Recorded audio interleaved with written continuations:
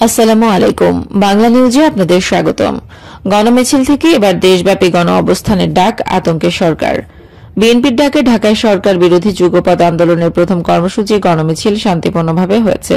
এই গণমিছিল থেকে সব বিভাগীয় শহরে গণ অবস্থান কর্মসূচির ঘোষণা দিয়েছে বিএনপি সহ বিভিন্ন দল ও জোট। বিএনপি বলছে, সরকার হটানোর আন্দোলনের দ্বিতীয় ধাপের এই যুগপৎ গণ অবস্থান কর্মসূচি ক্ষমতাসীনদের বিরুদ্ধে তাদের দ্বিতীয় সতর্কবার্তা। 10 ডিসেম্বর বিএনপির ঢাকা বিভাগীয় গণসমাবেশ নিয়ে গ্রেপ্তার, প্রাণহানির পর সরকার বিরোধীদের যুগপৎ গণমিছিলের কর্মসূচি ঘিরে উৎকণ্ঠা ছিল। এর মধ্যে গতকাল শুক্রবার মালিবাগ এলাকায় মিছিলের সময় জামায়াত ইসলামীর নেতাকর্মীদের সঙ্গে পুলিশের বিক্ষিপ্ত সংঘর্ষের একটি ঘটনা ছাড়া বিএনপি, এলডিপি সহ 3টি জোটের গণমিছিল শান্তিপূর্ণ ছিল। ঢাকার বাইরে রংপুর মহানগরেও গণমিছিল হয়েছে। ক্ষমতাসীন আওয়ামী লীগ সরকারের পদত্যাগ, সংসদ বাতিল, নির্দলীয় তত্ত্বাবধায়ক সরকারের কাছে ক্ষমতা হস্তান্তর, নতুন নির্বাচন কমিশন গঠন সহ 10 দফা দাবিতে বিএনপি সহ 32টি দল একজোটে রাজধানীর 7টি স্থান থেকে এই কর্মসূচি পালন করে। নয়াপল্টনে গণমিছিল পূর্ব সমাবেশ থেকে আগামী 11 জানুয়ারি ঢাকা সহ 10টি বিভাগীয় শহরে সকাল 10টা থেকে বেলা 2টা পর্যন্ত 4 ঘণ্টার গণ অবস্থান কর্মসূচি ঘোষণা করেন বিএনপির স্থায়ী কমিটির সদস্য খন্দকার মোশাররফ হোসেন। তিনি বলেন, ঢাকায় নয়াপল্টনে বিএনপির কেন্দ্রীয় কার্যালয়ের সামনে তারা গণ অবস্থান করেন। বিএনপির পাশাপাশি গণমিছিলের সঙ্গে একাত্ম বিভিন্ন দল, জোট ও যুগপৎভাবে এই কর্মসূচি ঘোষণা করবে বলে আশা প্রকাশ করেন খন্দকার মোশাররফ। তিনি বলেন, এই গণ অবস্থান কর্মসূচিকে সফল করে আপনারা সরকারকে বিদায়ের দ্বিতীয় সতর্ক বার্তা উচ্চারণ করবেন। গণমিছিলের কর্মসূচিকে ঘিরে গতকাল রাজধানীতে পুলিশ সতর্ক অবস্থানে ছিল। বিএনপি নেতাকর্মীরা বেলা 2টার আগেই নয়াপল্টনে জমায়েত হন। এক পর্যায়ে তা কাকরাইল থেকে ফকিরাপুল বাজার ছাড়িয়ে যায়। মিছিলে বিএনপি চেয়ারপারসন খালেদা জিয়া, মহাসচিব ফখরুল ইসলাম আলমগীর, স্থায়ী কমিটির সদস্য মির্জা আব্বাস সহ দলের নেতাকর্মীদের মুক্তির দাবি সংবলিত ব্যানার, প্ল্যাকার্ড নিয়ে অংশ নিতে দেখা যায় নেতাকর্মীদের। মিছিলে মুক্তিযুদ্ধ দল, সম্মিলিত পেশাজীবী পরিষদ, যুবদল, স্বেচ্ছাসেবক দল, কৃষক দল, শ্রমিক দল, মৎস্যজীবী দল, তাঁতি দল, ওলামা দল, জাসাস, ছাত্রদল সহ অঙ্গ সংগঠনের নেতাকর্মীরা অংশ নেন। গণমিছিল মগবাজার মোড়ে এসে শেষ হলেও নেতাকর্মীরা ফিরতি মিছিল নিয়ে একই পথে আবার নয়াপল্টনে যান। গণমিছিলের আগে সমাবেশে একমাত্র বক্তা ছিলেন বিএনপির স্থায়ী কমিটির জ্যেষ্ঠ সদস্য খন্দকার মোশাররফ হোসেন। এর আগে গণমিছিল কর্মসূচির সমন্বয়ক ও বিএনপির vice chairman AJM Zahid Hossain এবং দলের ঢাকা মহানগর উত্তর কমিটির আহ্বায়ক আমানুল্লাহ আমান স্বাগত বক্তব্য দেন। 28 ডিসেম্বর অনুষ্ঠিত রংপুর সিটি কর্পোরেশন নির্বাচনের ফলাফলের উল্লেখ করে খন্দকার মোশাররফ বলেন, দেশে সুষ্ঠু ও নিরপেক্ষ নির্বাচন হলে জনগণ যদি নিজে ভোট দিতে পারে, এই সরকারের কোনো পাত্তা থাকবে না। এই নির্বাচনে সরকার দলীয় মেয়র প্রার্থীর জামানত বাজেয়াপ্ত হয়, এর ইঙ্গিত করে তিনি বলেন, এই সরকার অনেক বড় বড় কথা বলে। একটা নির্বাচন দেখেছেন, জামানত বাতিল হয়ে যায় নৌকার। এগুলো কিন্তু সরকারকে আসলে সিগন্যাল দেওয়া হচ্ছে। বাংলাদেশে এখন এটাই অবস্থা। নয়াপল্টনে দলের কেন্দ্রীয় কার্যালয়ের সামনে ছোট ট্রাকে অস্থায়ী মঞ্চে আয়োজিত এই সমাবেশে বিএনপির স্থায়ী কমিটির সদস্য আব্দুল মঈন খান, নজরুল ইসলাম খান, আমির খসরু মাহমুদ চৌধুরী, সেলিমা রহমান ও ইকবাল হাসান মাহমুদ, ভাইস চেয়ারম্যান আব্দুল্লাহ আল নুমান, শাহজাহান ওমর সহ বিভিন্ন পর্যায়ের নেতারা উপস্থিত ছিলেন। সরকার দলীয় নেতা ও মন্ত্রীদের বক্তব্যের প্রতি ইঙ্গিত করে খন্দকার মোশাররফ হোসেন বলেন, অনেকে বলে জনগণ নাকি আমাদের সঙ্গে নেই। জনগণ আছে কি নেই আমি সরকারকে, তাদের যারা গোয়েন্দা সংস্থা তাদের বলবো। আজকের গণমিছিলটা দেখে যান। আগামী দিনে এই জনগণই গণ অভ্যুত্থান সৃষ্টি করে আপনাদের বিদায় করবে, তার নমুনা এই গণমিছিল।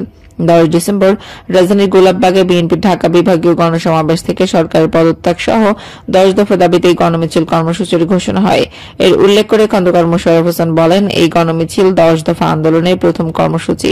প্রায় 33টি দল এবং গণতান্ত্রিক দেশপ্রেমিক ব্যক্তি গোষ্ঠী এর সমর্থনে ঐক্যবদ্ধ হয়েছে। ঢাকায় গণমিছিল করেছে এই 10 দফার একটি কথা, এই ব্যর্থ দুর্নীতিবাজ লুটেরা সরকারকে বিদায় করতে হবে। সরকারের বিরুদ্ধে দুর্নীতি, লুটপাটের অভিযোগ করে খন্দকার মোশাররফ হোসেন বলেন, জনগণ বুঝতে পেরেছে যারা গণতন্ত্র হত্যা করেছে তারা গণতন্ত্র ফেরত দেবে না। যারা অর্থনীতিকে লুটপাট করেছে তারা অর্থনীতিকে মেরামত করতে পারবে না। যারা বিচার ব্যবস্থাকে দলীয়করণ করেছে তারা বিচার বিভাগকে স্বাধীন করতে পারবে না। তারা সমাজে ভারসাম্য আনতে পারবে না। দেশে একটি শান্তিপূর্ণ সমাজ গঠন করতে পারবে না। এসবের জন্য এই সরকারের বিদায় প্রয়োজন। মন্তব্য করে বিএনপির এই নেতা বলেন, সহজে কোনো স্বৈরাচার সরকার ক্ষমতা ছাড়ে না, তাদের বিদায় করতে হয়। জনগণ যখন রাস্তায় নেমেছে তারাও টিকে থাকতে পারবে না। নয়াপল্টন থেকে মগবাজার চৌরাস্তা পর্যন্ত দূরত্ব 2.5 কিলোমিটার। সমাবেশ শেষে বেলা 3:30টায় নয়াপল্টন থেকে গণমিছিল শুরু হয়। কাকরাইল, শান্তিনগর, মালিবাগ হয়ে মগবাজার মোড়ে গিয়ে মিছিল শেষ হয় সন্ধ্যা 6টার পর। 6:10 বিএনপির স্থায়ী কমিটির সদস্য গয়েশ্বর চন্দ্র রায় সেখানে সমাপনী বক্তব্য দেন। বিএনপির পাশাপাশি গতকাল জামায়াতে ইসলামী, ওলি আহমদের লিবারেল ডেমোক্রেটিক পার্টি পৃথক মিছিল বের করে। রাজধানীর মালিবাগ ও রামপুরা বাজার এলাকা থেকে দুটি মিছিল বের করে জামায়াত। এলডিপি তেজগাঁওয়ে এফডিসি সংলগ্ন দলীয় কার্যালয়ের সামনে থেকে বেলা 3টায় মিছিল বের করে মগবাজার হয়ে মালিবাগ হয়ে আবার দলীয় কার্যালয়ের সামনে গিয়ে শেষ করে।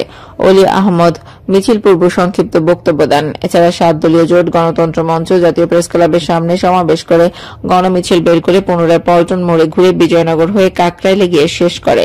মিছিলে বিপ্লবী ওয়ার্কার্স পার্টির সাইফুল হক, গণসংহতি আন্দোলনের জোনায়েদ সাকি, ভাসানী অনুসারী পরিষদের শেখ রফিকুল ইসলাম, রাষ্ট্র সংস্কার আন্দোলনের হাসানাত কাইয়ুম, নাগরিক ঐক্যের শহীদুল্লাহ কায়সার, জেএসডির শহীদউদ্দিন মাহমুদ ও গণ অধিকার পরিষদের রাশেদ খান ছিলেন। বেলা 3টায় বিজয়নগর পানির ট্যাঙ্কের সামনে থেকে মিছিল বের করে 12 দলীয় এই জোট। মিছিলটি পুরানা পল্টন মোড় ঘুরে নাইটেঙ্গেল মোড়ে গিয়ে শেষ হয়।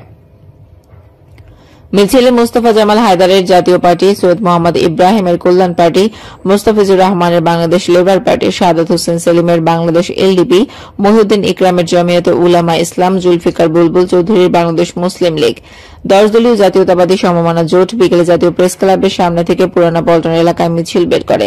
মিছিলে জোটের সমন্বয়ক এনপিপির চেয়ারম্যান ফরিদুজ্জামান ফরহাদ, বিকল্পধারা বাংলাদেশের অধ্যাপক নুরুল আমিন, ডেমোক্রেটিক লীগের সাইফুদ্দিন আহমেদ, গণদলের এটিএম গোলাম মাওলা চৌধুরী সহ শরিক দলগুলোর নেতাকর্মীরা অংশ নেন। গতকালের গণমিছিল একাত্মতা প্রকাশ করে অংশ নেওয়া সব দল ও জোট 11 জানুয়ারি পৃথক গণঅবস্থান কর্মসূচি ঘোষণা করে। গত জুলাই মাস থেকে বিএনপি দ্রব্যমূল্যের ঊর্ধ্বগতি এবং জ্বালানি তেলের মূল্য বৃদ্ধির প্রতিবাদে সারা দেশে কর্মসূচি পালন করেছে। 31 জুলাই কেন্দ্র ঘোষিত বিক্ষোভ কর্মসূচি পালন করতে গিয়ে ভোলায় পুলিশের গুলিতে স্বেচ্ছাসেবক দলের কর্মী আব্দুর রহিম নিহত হন। এরপর দ্রব্যমূল্যের ঊর্ধ্বগতি সহ নেতাকর্মীদের গুলি করে হত্যার প্রতিবাদে দলটি 1 আগস্ট থেকে টানা কর্মসূচি পালন করে আসছে। নানা বাধা প্রতিবন্ধকতার মধ্যে গত 12 অক্টোবর থেকে ঢাকা সহ 10টি বিভাগীয় সদরে শান্তিপূর্ণ গণসমাবেশ করে। নানা উৎকণ্ঠা উত্তাপের মধ্যে 10 ডিসেম্বর ঢাকার গোলাপবাগে গণসমাবেশ হয়। এই সমাবেশের স্থান ও অনুমতি নিয়ে সৃষ্ট বিতর্কে রাজনীতির মাঠ হঠাৎ উত্তপ্ত হয়ে ওঠে। ঢাকার গোলাপবাগে বিভাগীয় সমাবেশ থেকে 10 দফা দাবি আদায় যুগপৎ আন্দোলনের অংশ হিসেবে গতকাল গণমিছিল বের করে বিএনপি সহ সরকার বিরোধী দলগুলো। 24 ডিসেম্বর দেশজুড়ে এই কর্মসূচি পালন করার ঘোষণা থাকলেও সেদিন আওয়ামী লীগের সম্মেলনের কারণে ঢাকায় তা পিছিয়ে 30 ডিসেম্বর করা হয়। 2018 সালের 30 ডিসেম্বর একাদশ জাতীয় সংসদ নির্বাচন হয়। দিনটিকে বিএনপি সহ বিরোধী দলগুলো ভোট ডাকাতির দিন হিসেবে পালন করে। এবার দিনটিতে গণমিছিলের কর্মসূচি নিয়ে মাঠে নামে তারা। 2023 সালের দ্বাদশ সংসদ নির্বাচনের 1 বছর আগে 2022 সালে এই গণমিছিল ছিল বিরোধী দলের শেষ কর্মসূচি।